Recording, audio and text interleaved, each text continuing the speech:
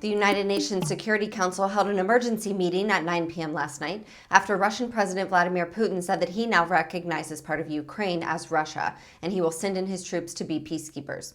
The UK was quick to announce sanctions. They rebuked Russia along with Mexico, Ireland, Norway, Ghana, and others. But it was Kenya that took the remarks a step further. Take a look at the clip from C-SPAN. We meet tonight on the brink of a major conflict in Ukraine. The diplomacy we urged on the 17th of February is failing. The territorial integrity and sovereignty of Ukraine stands breached. The Charter of the United Nations continues to wilt under the relentless assault of the powerful. In one moment, it is invoked with reverence by the very same countries who then turn their backs on it in pursuit of objectives diametrically opposed to international peace and security. In the last two meetings on the situation in Ukraine and the buildup of forces by the Russian Federation, Kenya urged that diplomacy be given a chance. Our cry was not heeded, and more importantly, the Charter's demand for states to settle their international disputes by peaceful means in such a manner that international peace and security and justice are not endangered has been profoundly undermined. Today, the threat or use of force against the territorial integrity and political independence of Ukraine has been effected. Kenya is gravely concerned by the announcement made by the Russian Federation to recognize Donetsk and Luhansk regions of Ukraine as independent states. From empires that have collapsed or retreated have many peoples in them yearning for integration with peoples in neighboring states. This is normal and understandable. After all, who does not want to be joined to their brethren and to make common purpose with them? However, Kenya rejects such a yearning from being pursued by force.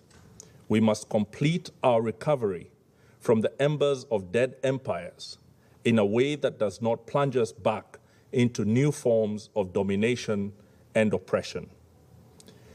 We rejected irredentism and expansionism on any basis, including racial, ethnic, religious, or cultural factors. We reject it again today. Kenya registers its strong concern and opposition to the recognition of Donetsk and Luhansk as independent states. We further strongly condemn the trend in the last few decades of powerful states, including members of this Security Council, breaching international law with little regard. The White House is now describing Russia's actions in eastern Ukraine as an invasion, even though U.S. officials appeared hesitant to use that word yesterday. White House Press Secretary Jen Psaki acknowledged the invasion in a tweet that praised Germany for halting the approval process for the Nord Stream 2 gas pipeline. The President of the United States made clear that if Russia invaded Ukraine, we would act with Germany to ensure Nord Stream 2 does not move forward. We've been in close consultations with Germany overnight and welcome their announcement. We will be following up with our own measures today, she said. In a background press call yesterday, a senior administration official tiptoed around questions on whether Russia's latest maneuvers qualified as an invasion, saying the White House is focused on Vladimir Putin's actions rather than words. Simultaneously, Joe Biden is facing calls from Democrats and Republicans to impose severe sanctions on Russia following Putin's latest actions. In response to Putin's maneuvers, Biden signed an executive order prohibiting new investment in the region, and he warned of further recriminations depending on Russia's next moves.